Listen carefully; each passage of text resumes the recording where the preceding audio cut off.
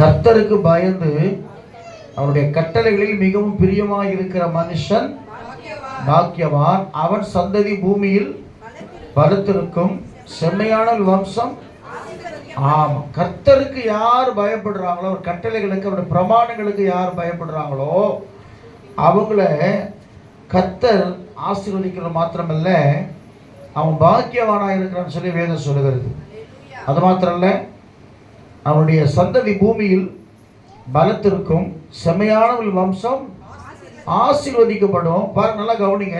அந்த பிரமாணங்களிலே அந்த கட்டளைகளிலே யாரெல்லாம் பிரியமாக இருக்கிறார்களோ அவங்களுக்கு ஒரு 4-5 காரியம் ஆண்டவர் நல்ல பிளஸ்ஸிங்கை கர்த்தர் கொடுக்குறார். ஏன்னா வேதம் சொல்லுகிறது, 128ஆம் சங்கீதம் அடிக்கடி எடுப்போம், கர்த்தருக்கு பயப்படுகிற ஸ்திரீயே புகழப்படுவாள். பைபிள் இருக்குது இல்லையா? அதே போல கர்த்தருக்கு பயந்து அவர் வழிகளில் நடக்கிறவன் எவனோ அவன் பாக்கியவான். உன் கைகளின் பிரயாசத்தை நீ சாப்பிடுவாய், உனக்கு பாக்கியம் நன்மையும் உண்டாயிருக்கும். கடிதரும் திராட்சை கொடியை போல் இருப்பார். உன் பிள்ளைகள் உன் பந்தியை சுற்றிலும் ஒலிவ மர கன்றுகளை போல் இருப்பார்கள். இதோ கர்த்தருக்கு பயப்படுகிற மனுஷன். முதல்ல சொன்ன பிளஸ்ஸிங் எல்லாம் சாதாரண பிளஸ்ஸிங். இது ரெகுலராக எல்லாருக்கும் கர்த்தருக்கு பயப்படுறது கிடைக்கிற ஆசீர்வாதம். ஆனால் இதோ கர்த்தருக்கு பயப்படுகிற மனுஷன் இவ்விதமாய் ஆசீர்வதிக்கப்படுவான். எவ்விதமாயின்னு சொன்னால் ஆண்டு சொல்றாரு, உன் மனைவி உன் வீட்டுவரங்களில் கனிதரும் திராட்சை கொடியை போல் இருப்பால். உன் பிள்ளைகள் உன் பந்தியை சுற்றிலும் ஒலிவ மரம் தான் இருக்கிறதுல ஸ்பெஷலான மரம். இந்த உலகமே அழிந்து போனாலும் நீர்னால ஒலிவ இலை என்ன செய்யுது? ஒலிவ மரம் அழிவே இல்லை, அழியாத ஒரு மரம். ரெண்டாவது என்னன்னு சொன்னால், அது நம்ம ஊர் ஆலமரம் மாதிரி சுற்றி என்ன செய்யணும்? வேர் விடும். வருஷக்கணக்கு எத்தனையோ வருஷம், 1000 வருஷம் 2000 வருஷம் வாழ்கிற ஒரு மரம். அதன் முன்பு தான் இஸ்ரேல் நாட்டில் நிறைய ஒலிவ எண்ணெய், அது அநேக வியாதிகளை சுகமாக்குற ஒரு காரியத்தில் இருக்குது. அதான் சங்கீதக்காரன் சொல்கிறான், நான் பச்சையான ஒலிவ மரத்தை போல தேவனுடைய சமூகத்தில் இருக்கிறேன்னு சொல்லி. என்ன பிளஸ்ஸிங்? முதலாவது பிளஸ்ஸிங்கு உலகத்து பிளஸ்ஸிங்கு. ரெண்டாவது, இதோ கர்த்தருக்கு பயப்படுகிற மனுஷன் இவ்விதமாய் என்ன ஆசீர்வாதம் சொன்னா, கர்த்தர் சியோனில் இருந்து அவனை ஆசீர்வதிப்பார். ஜீவன நாளெல்லாம். ஆமா, எருசலேம் வாழ்வுனா சமாதானமான வாழ்வு. ஒரு மனுஷனுக்கு சமாதானமான வாழ்க்கை வேணும்னு சொன்னா கர்த்தருடைய கட்டளையின்படி கீழ்ப்படினும் பிரியமா இருக்கணும். ஆண்டவர் சொல்றாருல, 12 விதமான கட்டளை ஒன்று இருக்குது, அது 2ஆ மாத்திட்டார் ஆண்டவர். அப்படித்தானே? நம்மளை அவ்வளோ தூரம் நம்மளால் ஃபாலோ பண்ண முடியாது சொல்லி 2ஆ சுருக்கிட்டார். நீங்கள் பார்த்தீங்கன்னா மேக்ஸு பெருசாக போடுவாங்க. சில வாத்தியாருங்க அவ்வளோ பெரிய மேக்ஸை 2 வரையும் சுருக்கி போடுவாங்க. அது ஒரு ஸ்பெஷலாக இருக்கும். அந்த வாத்தியார் பசங்க ரொம்ப விரும்புவாங்க. நீங்கள் பார்த்துருக்கீங்களா? சில பேர் லைனாக ஒரு போர்டு ஃபுல்லாக போடுவாங்க. அந்த சம்பவம் பாட்டு எழுதினே போவாங்க. ஒரு சில டீச்சர்ஸ் எனக்கு நான் படிக்கும்போது 10th படிக்கும்போது ரொம்ப சிம்பிளாக இருப்பார் அவர். அந்த அவ்வளோ 20 வரி எழுதுறத ஒரு 3-4 வரியில் கணக்கு போட்டு தான்டா எழுதிங்களா ஈஸியானவர். ரொம்ப ஈஸியாக இருக்கும். எப்படி இந்த இது கண்டுபிடிச்சார் சொன்னால் அந்த ஒர்க். அப்போ அது மாதிரி ஆண்டவர் கர்த்தருக்கு பயப்படுகிற மனுஷன் எவ்விதமானு சொன்னால் எல்லா ரொம்ப லாங் டைமெல்லாம் கிடையாது.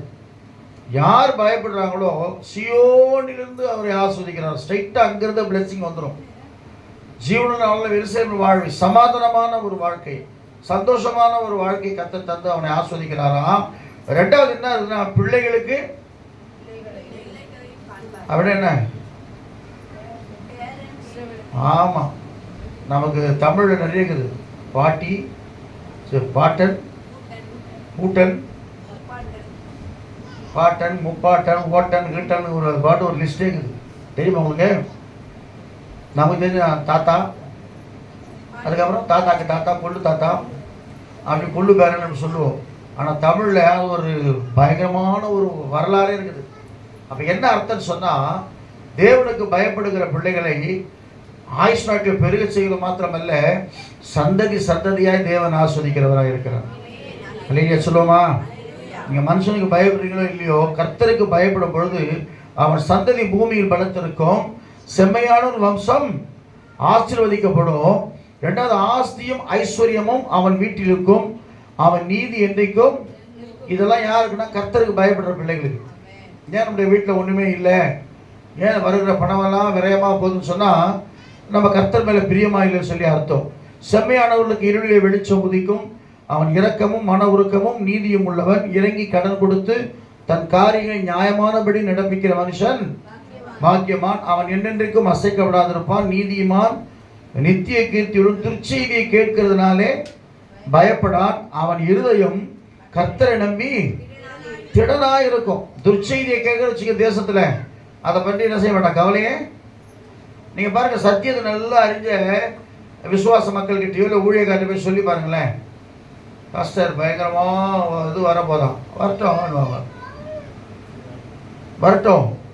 நிறைய பேருக்கு உண்மையாக தெரியாத ரகசியம்.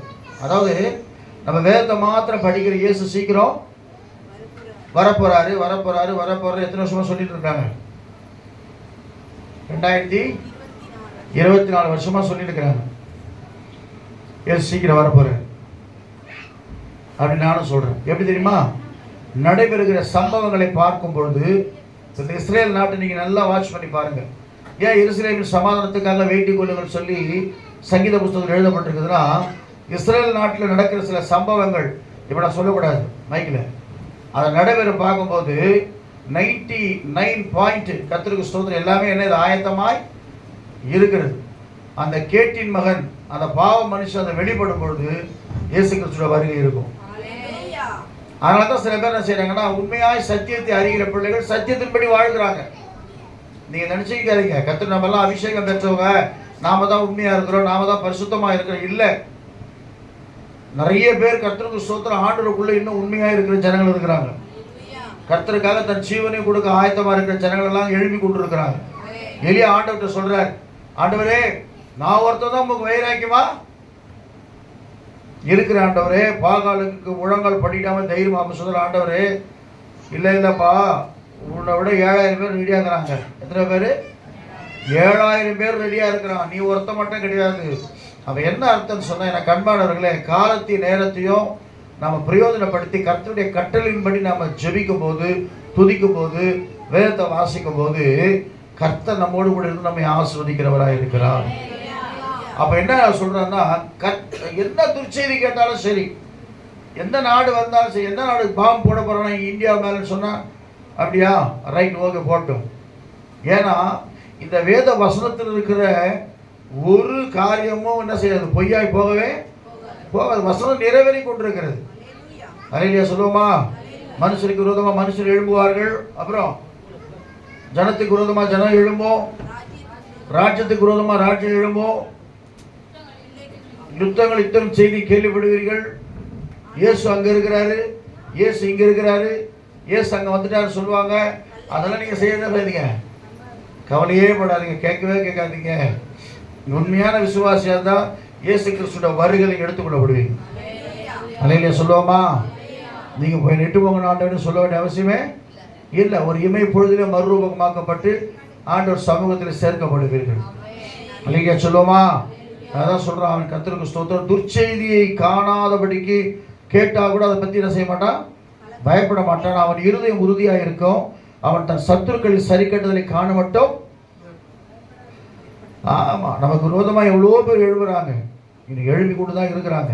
ஆனாலும் கிறிஸ்தவத்தை அழிக்க யாரால முடியவே முடியல. எத்தனையோ பேர் எழுப்பினாங்க கிறிஸ்தவத்தை ஒழிக்கணும்னு சொல்லி. ஆனால் தான் வேதம் சொல்லும், துன்மார்க்கன் அதை கண்டு மனம் அடிவாகி தன் பற்களை கடித்து கரைந்து போகிறான். துன்மார்க்கனுடைய ஆசை இல்லை. நிறைய பேர் இப்போ வெளியே எப்படியாவது இந்த கிறிஸ்தவம் என்ன செய்யணும், ஒடுக்கணும், அழிக்கணும். இந்த பாஸ்டுக்கு வேற வேலை இல்லை, சும்மா இருக்கிற ஜனங்களுக்கெல்லாம் வந்து இயேசு பற்றி சொல்லி குடிகாரனும் நல்லவன் ஆக்கிறார். கர்த்தருக்கு ஸ்தோத்திரம். ரவுடிங்கெல்லாம் நல்லவங்களாம் மாறிடுறாங்க, கெட்டவங்களாம் நல்லவங்களாம் மாறிடுறாங்க. இப்படி நல்ல காரியம்லாம் நடந்து கொண்டு இருக்கிறது. நம்ம பிசாசுன்னா வரும், கோபம் வரும். பிசாசு என்ன செய்வான், கொல்லவும். நீங்கள் பேசாமல் இருந்து பார்த்தா எனக்கு ரொம்ப கஷ்டமாக இருக்குது. பிசாசு எதுக்கு வரான்? பிசாசு அழிக்கவும் கொல்லவும். ஆனால் இயேசு எதுக்கு வந்திருக்கிறாரு? நானும் அவைகளுக்கு ஜீவனை கொடுக்கும்படியாக கர்த்தர் வந்திருக்கிறார்.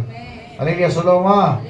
அதனால இந்த கண்பானவர்களே, நம்ம தைரியமா இருப்போம், நீதிமான்களாய் மாறுவோம். யாருக்கு பயப்படுறோமோ இல்லையோ, கர்த்தருடைய கட்டளைகளின் படி செய்கிற தேவ பிள்ளைகளாய் மாறும். முடிந்த அளவுக்கு ட்ரை பண்ணுவோம். 100% ஆனால் நம்மளால் இங்கே இருக்க முடியாது. முடிஞ்ச என்ன செய்வோம்? பொய் சொல்லாதிருப்பாயாக ஒரு கட்டளை வச்சுங்க. மேக்சிமம் என்ன செய்வோம்? பொய் உண்மையை சொல்லுவோம். மேக்சிமம் 90% என்ன செய்யுது? ட்ரை பண்ணுறேங்க அப்படின்னு சொல்லுங்க. ரெண்டாவது, அப்புறம் களவு செய்யாதிருப்பாயாக. ஒரு 10,000 கிடைக்குது ரோட்டில், எடுத்து போய் எத்தனை பேர் கூடியிருக்கோம் போலீஸ் ஸ்டேஷனில்? நமக்கு இருக்கிற தேவை கர்த்தர் கொடுத்துருக்கிறார். அல்லேலூயா, தோத்திரம் பண்ணுங்க. அல்லேலூயா சொல்லுவோமா? எதுக்கு? ஒன்று. ரெண்டாவது, அப்புறம் பிறகு ஒன்று என்ன செய்யுதுங்க? இச்சியா. அப்புறம் பொய் சாட்சி பார்க்கவே இல்லை. சில பேர் கற்பனை பண்ணி சொல்லி கிடப்பாங்க. இதெல்லாம் நம்ம பண்ணாமல் இரவும் பகலும் கர்த்தருடைய வேதத்தில் தியானமாக இருக்கிற மனுஷன் பாக்கியவான். இதெல்லாம் நம்ம விட்டுட்டு கர்த்தருடைய கட்டளை படி நீ எப்படி உன் மேலே அன்பு கூறுகிறியோ அதுபோல பிடத்திலும் அன்பு கூறுவாயாக. கர்த்தர் மேலே அன்பு கூறுனா போதும். 2 காரியத்தை பண்ணால் போதும். கர்த்தருடைய ஆஸ்வதிக்கிறவராக இருக்கிறார். இல்லையா சொல்லுவோமா? சரி, கர்த்தர் நல்லவர். ஒரு வாக்குத்தத்தம் உங்களுக்காக வருகிறது.